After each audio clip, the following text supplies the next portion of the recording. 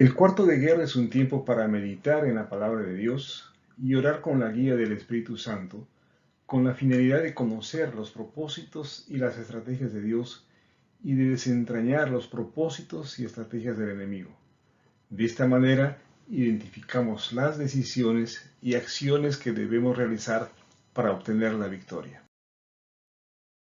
Empezamos con una serie de meditaciones en torno al libro de los Hebreos, teniendo como tema central la salvación. Dentro de esta mirada de lucha espiritual, debemos entender que el propósito de Dios es traer para nosotros la salvación, siendo su Hijo el autor de dicho acto o dicho plan.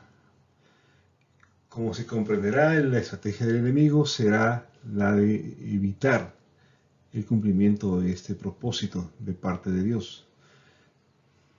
Y la primera estrategia que tiene el enemigo es el de intentar distorsionar la visión que nosotros tenemos que tener del Hijo de Dios, del autor de la salvación. Precisamente el capítulo 1 de Hebreos nos presenta al Hijo de Dios. Y al hacerlo, pone especial cuidado para que distingamos entre el Hijo de Dios y Jesús. Yo les invito a que al hacer esta reflexión tomemos en cuenta ese hecho, el Hijo de Dios y el Hijo del Hombre, porque precisamente en este doble rol es donde el enemigo encuentra el espacio y la manera de distorsionar esa imagen del Hijo de Dios. Bien, entonces empecemos por el versículo 1 que nos presenta al Hijo de Dios. Dice, hace mucho tiempo Dios habló muchas veces y de diversas maneras a nuestros antepasados por medio de los profetas. Y ahora en estos últimos días nos ha hablado por medio de su Hijo. ¿Bien? Entonces, el primer enunciado que tenemos en Hebreos es el de presentarnos al Hijo de Dios como el único y exclusivo portavoz del Padre. El enemigo se esfuerza por presentar delante del hombre muchas alternativas, muchos portavoces, muchos intermediarios. Tengamos presente entonces en la lucha espiritual que el único portavoz de Dios es el Hijo. Dios le prometió todo al Hijo como herencia y mediante el Hijo creó el universo. El Hijo irradia la gloria de Dios y expresa el carácter mismo de Dios y sostiene todo con el gran poder de su palabra. Esta porción de la Biblia encierra muchas cosas. Primero nos está diciendo el valor que tiene para Dios su Hijo. Le promete todo, le hace heredero de todo y crea mediante el Hijo. Repito, mediante el Hijo crea el universo. Nos dice también que el Hijo es el reflejo fiel de Dios porque irradia su gloria y expresa su carácter. Y algo muy importante para tener en cuenta es que Él sostiene todo con el gran poder de su palabra. Entonces, la palabra de Jesús, la palabra del Hijo es el fundamento sobre el cual Dios va a operar en nosotros y a través de nosotros. Dios entonces nos dice claramente que Jesús, o mejor dicho, el Hijo, es Dios y es el fundamento de la creación. Bien, entonces acá también tenemos que rescatar algo muy importante desde la perspectiva de la lucha espiritual. Nos referimos a la palabra de Dios, escucharla atentamente y basar nuestro pensamiento y nuestras decisiones en la palabra de Dios será un arma muy importante para la victoria espiritual. Y luego añade, después de habernos limpiado de nuestros pecados, se sentó en el lugar de honor a la derecha del majestuoso Dios en el cielo. Esta primera porción de Hebreos 1 nos está dando un resumen muy apretado pero completo a la vez de la obra del Hijo. Él, después de haber limpiado nuestros pecados, dice que se sentó en el lugar de honor a la derecha del majestuoso Dios en el cielo, lo cual quiere decir entonces que Él cumplió satisfactoriamente con el propósito de Dios en su vida, de ser el autor de la salvación. Y el hecho de que esté sentado a la diestra del Padre revela entonces es el éxito que Él tuvo en su propósito de vida como Jesús. A partir del versículo 5 aparece Jesús. Por lo tanto, llamo la atención de todos ustedes para que estemos atentos en diferenciar cuando Dios está hablándole a Jesús y cuando Dios está hablándole al Hijo. Es muy importante para nosotros la figura de Jesús. Sabemos que es el Hijo de Dios. Sin embargo, cuando Dios habla a Jesús, está hablándole al Hijo del Hombre, está hablándole al Hijo del Carpintero. Está permitiéndonos a nosotros entender a través de Jesús lo que Él quiere hacer con nosotros. Dios se ocupa ahora del Hijo del Carpintero para darle la palabra. Recordemos la importancia que tiene la palabra en la lucha espiritual. Dios habla ahora a Jesús. Y es como también Dios habla a nosotros. En estas porciones que siguen a continuación se manifiesta la forma como Dios trata a Jesús, el Hijo del Hombre, para que entienda que es el Hijo de Dios, para que entienda el propósito por el cual ha venido y para que pueda tener los recursos necesarios para alcanzar el objetivo. Debemos pensar también entonces que a través de lo que vemos que Dios hace con Jesús es reflejo o referencia de lo que Dios también hace con cada uno de nosotros, para que podamos entender lo que es ser hijo de Dios, para que podamos comprender nuestro propósito y para que podamos alcanzarlo con éxito. Estas porciones entonces del trato de Dios hacia Jesús son muy importantes para nosotros. Y miren lo que empieza diciéndole Dios a Jesús. Le afirma claramente: tú eres mi hijo, hoy he llegado a ser tu padre. Y también le dice: yo seré su padre y él será mi hijo. Entonces Dios le está hablando a Jesús, le está haciendo saber que es su hijo, pero también Dios está hablándole al entorno de Jesús, diciéndoles: yo seré su padre, él será mi hijo. En pocas palabras, entonces, Dios está afirmando en el corazón de Jesús es su paternidad. Recuerden ustedes que uno de los primeros puntos que resaltamos de los regalos que nos da Dios al recibir a Cristo es su paternidad, es ser hechos hijos de Dios. Entonces fíjense cómo Dios tiene que hablarle a Jesús, el Hijo del Carpintero, para que él entienda y asuma su condición o su realidad de hijo de Dios. Hebreos 1 del 6 al 7 nos da una información muy importante para comprender el escenario de la lucha espiritual. Ahora entra en escena los ángeles. Tenemos entonces al Hijo de Dios, tenemos a Jesús, el Hijo del Hombre, y los ángeles. Muchos ponen énfasis en Jesús como un hombre excepcional. Algunos reconocen un poder espiritual especial y tratan de calificar a Jesús como un ángel, agregándole mayores alternativas de confusión al enemigo. Este pasaje entonces nos dice claramente quién es el Hijo de Dios y el rol que Dios le asigna a los ángeles. En primer lugar, están puestos por Dios para adorar al Hijo. En segundo lugar, están puestos por Dios para servir al Hijo. Entonces este pasaje está manifestando la autoridad espiritual que tiene el Hijo de Dios, el respaldo que tiene de parte de Dios.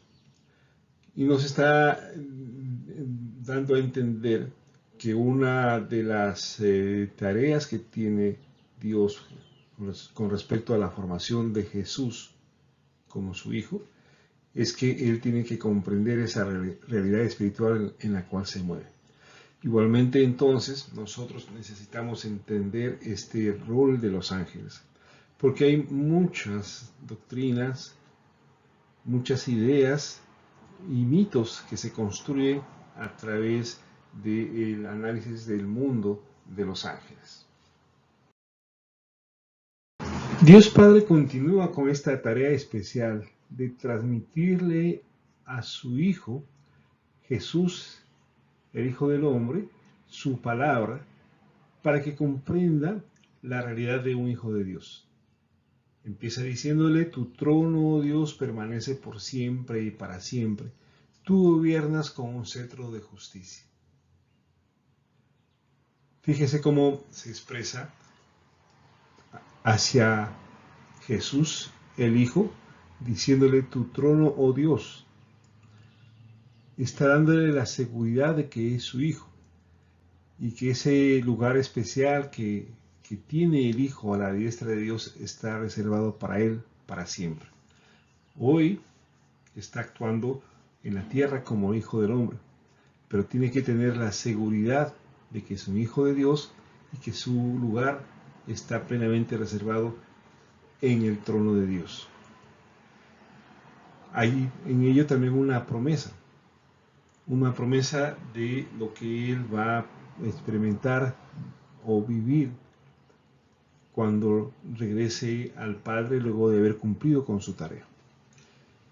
También hay una afirmación de su carácter, de su identidad. Le dice: amas la justicia y odias la maldad. Estas palabras están marcando claramente el carácter de Jesús en su propio corazón. Por eso dice: oh Dios, tu Dios te ha ungido, derramando el aceite de alegría sobre ti, más que sobre cualquier otro. Está afirmando entonces la identidad del Hijo de Dios. Reitero la imagen que tenemos en estos versículos. Nosotros podemos ponernos en los zapatos de Jesús, el Hijo del Hombre, que está empezando a tomar conocimiento de su realidad espiritual a través de la palabra del Padre. Y vemos en esta porción del 10 al 12 este interés especial que tiene el Padre por preparar al Hijo para la batalla espiritual. El Padre sabe que su Hijo va a ser protagonista de la madre de todas las batallas espirituales. La más grande presión la va a sufrir el Hijo. Por lo tanto, el Padre busca darle palabra para que el Hijo pueda salir airoso en esa batalla. Insisto, pongámonos en los zapatos de Jesús, que está tomando conocimiento. Y lo que le dice el Padre es: acuérdate que tú echaste los cimientos de la tierra y con tus manos formaste los cielos. Esta es una información que debe tener algún impacto especial sobre Jesús, el Hijo del Hombre, que no tiene en la memoria guardado este hecho, de que Él ha sido el que formó la tierra y los cielos, que Él le puso los cimientos en la tierra. Entonces el Padre le está haciendo recordar: ¿quién eres tú? No te olvides que tú eres el que formó los cielos y la tierra. Y luego, mirando hacia adelante, con respecto a sus enemigos, dice: ellos dejarán de existir, pero tú permanecerás para siempre. Ellos se desgastarán como ropa vieja. Entonces, captemos la naturaleza de la lucha espiritual, ¿no? Porque siempre esta lucha espiritual se va a dar a través de imágenes que dominan nuestra mente. a través de las percepciones que se crean en el entorno para hacernos creer una realidad generalmente distorsionada, falsa o interesada, ¿no? Entonces pongámonos en ese escenario en donde Jesús es capturado, es llevado por los soldados, es maltratado, es humillado, es crucificado. ¿Qué puede pensar Jesús, el Hijo del Hombre, sobre sí mismo en ese contexto? Entonces el Padre le está diciendo que recuerde que todos ellos dejarán de existir, pero que Él, Jesús, permanecerá para siempre. Ellos se van a desgastar como ropa vieja. Le dicen, tú los doblarás como un manto y los desecharás como ropa usada, pero tú siempre eres el mismo, tú vivirás para siempre. Entonces, qué hermosas palabras que Dios graba en el corazón de su Hijo. Tú eres el mismo. Desde la experiencia que tuviste en el pesebre al nacer, hasta el momento que ascendiste a los cielos, tú eres el mismo. Frente a cada una de las circunstancias que te tocó vivir, desde el avance, el reconocimiento triunfal que hacen al entrar a Jerusalén, hasta el momento de tu muerte, tú eres el mismo y tú vivirás para siempre. Tomemos estas frases también como frases o palabras de Dios para alentarnos a nosotros y asegurarnos la victoria. El cierre del capítulo 1 de Hebreos es contundente. Es la última porción que está dirigida a nosotros. Leamos. Además, Dios nunca le dijo a ninguno de los ángeles, siéntate en el lugar de honor a mi derecha, hasta que humille a tus enemigos y los ponga por debajo de tus pies. Por lo tanto, los ángeles solo son sirvientes, espíritus enviados para cuidar a quienes se darán la salvación. El escenario está claramente descrito. El Hijo de Dios se hizo hombre para ser el autor de la salvación. Culminó con éxito su tarea, retoma su posición de Hijo de Dios y está sentado a la diestra del Padre. Por eso Él dice, toda autoridad me ha sido dada, y nos envía a realizar la gran comisión. Luego estamos nosotros, los que heredaremos la salvación, es decir, aquellos que reconocemos a Jesús como nuestro Señor y Salvador, aquellos que nos disponemos a ser tratados por Él, aquellos que nos comprometemos con su propósito, con su plan. Y luego vienen los ángeles, que dice claramente, solo son sirvientes, espíritus enviados para cuidar a quienes heredarán la salvación. Tomemos nota entonces de ese escenario en el cual nos desenvolvemos. Las palabras finales, repito, están dedicadas a nosotros para hacernos saber que somos herederos de la salvación y que tenemos una posición, un rol dentro de esta lucha espiritual. La lucha espiritual está claramente graficada en la segunda línea del versículo cuando dice hasta que humille a tus enemigos y los ponga por debajo de tus pies. Que el Señor entonces nos ilumine y haga que esta palabra final sea grabada claramente en nuestros corazones para que marque nuestra forma de vida.